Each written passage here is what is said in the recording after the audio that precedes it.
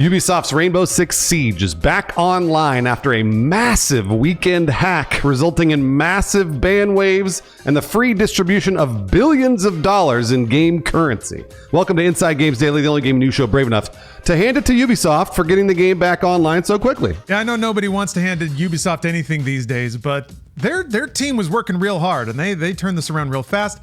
But the reason for the season might be why they were working so furiously. That's definitely why.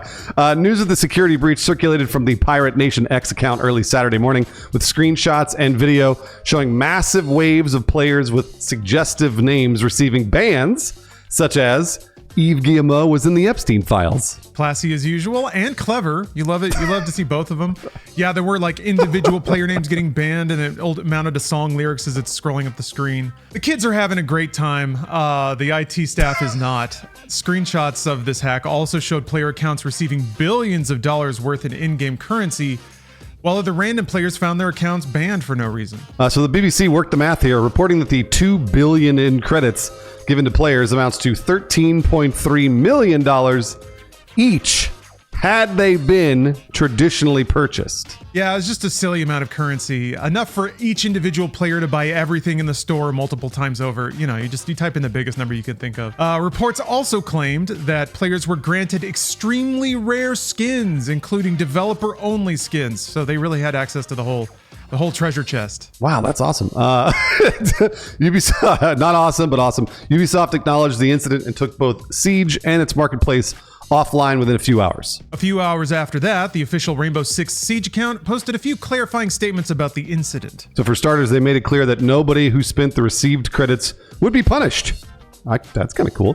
But that they would roll back all transactions to before the breach. Yeah, that's nice. I remember a lot of that stuff hitting Grand Theft Auto Online back in the day. You'd get money, not even know it, spend it, and boom, you're banned. So at least they were able to separate.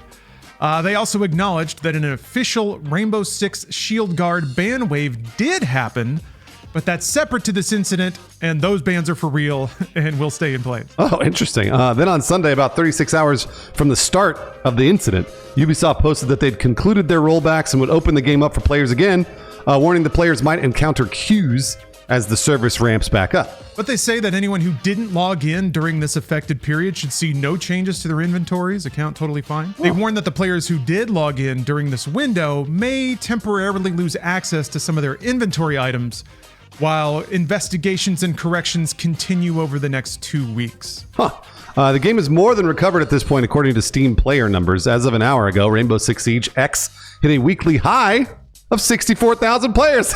Good for them. Yeah, maybe people rubbernecking a little bit. You want to come by and see the smoking crater, make sure all your stuff is where you left it. Interestingly, I find this fun. The Rainbow Six Siege X account never actually acknowledges that this incident was a hack or a security breach of any kind. They only refer to it as an incident and an issue. All states in the U.S. have laws that require businesses to notify proper parties, including law enforcement, in the result of a data breach. So it's understandable that Ubisoft wouldn't want to broadcast that prematurely. Yeah, but they'll have to let people know at some point, or maybe, I don't know. Businesses can do whatever they want these days, but yeah, they should have to let you know if any of your data got out there. But it seems like it was mostly just like top-level moderation tools and things like that. We'll see, though. News of these hacks, though, seem to inspire other, more widespread claims of Ubisoft hacks. Other hacking groups claim to obtain 900 gigs of data, including development tools, source code, and development materials of upcoming and previous Ubisoft games. Insider Gaming reports that these claims are overblown, though, with sources close to those groups accusing them of clout chasing. This is my favorite, when this stuff just turns into like petty ego fights between hacking groups, because it's kind of where it starts. You know, who can take down the biggest fish, and I want some of that attention. So this is fun. I guess it's fun from my perspective because I don't work for Ubisoft and I don't work on Rainbow Six. It sucks that the people who do had to deal with this during what ought to be, you know, a nice relaxing time of year. It's embarrassing though. Everybody wants to see Ubisoft get mud on their face, and that's kind of what this is.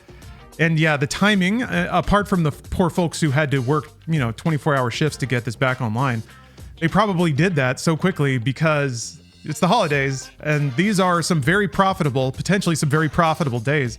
Probably the worst 2 days you'd ever want your game to be offline. Yeah, this is real bad for Ubisoft, and I have been saying this for a long time on this show. Ubisoft has a target on their back, and they have for a very long time. People do not like Ubisoft. It does not matter what they make. It doesn't matter if the game is good. They still hate Ubisoft, and Ubisoft as a brand is just a death mark. Nobody wants to, like Ubisoft splitting up into whatever that is, Vantage or whatever they've done, into another brand that runs Assassin's Creed and all that other garbage. They really need to focus on that brand.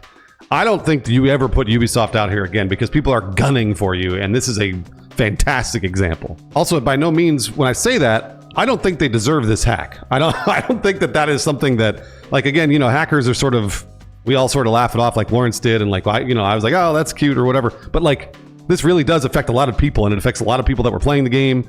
It affects a lot of employees, and yes, Ubisoft is trying to make money, and they are constantly seemingly taking advantage of the consumer. So that's what this is sort of a response to, is this hack is. But there are a lot of people boots on the ground that are having to suffer through this that don't make millions of dollars at Ubisoft. Yeah. As we've both been in a situation, I think, where we're working in our own little bubble, working on what we believe on and trying to make a good thing under a corporate umbrella that has made some less than savory decisions. And by all rights, that's potential. I don't know if anything bad's happened in Rainbow Six Siege, but it's been pretty quiet lately. So it seems like it's just a bunch of people playing a game they like.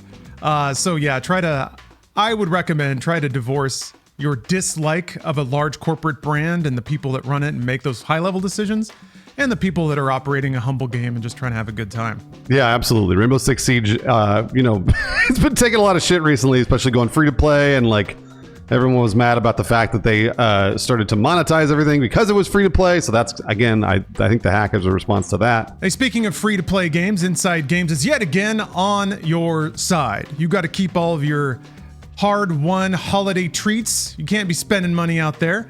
Epic is giving away a free game every day. They have been for the past week or so. Today they have Viewfinder, which is a kind of perspective-based puzzle game. It's very cute. Like I just said, they're giving away a game every day, so make sure to swing by and pick it up for yourself. And then, of course, everybody already knows, Lawrence, but there's a giant Steam sale. It's going till January 5th. Literally everything is on sale, pretty much everything. The discounts that I saw that I was like, whew, boy, those are good. Believe it or not, Fallout 76 is 90% off. It's like $4. Totally worth $4. Red Dead Redemption 2 is 75% off, and that's $15. Another fantastic deal. And the Outlast Trials, which is a terrific game, one of the most disgusting games I've ever played.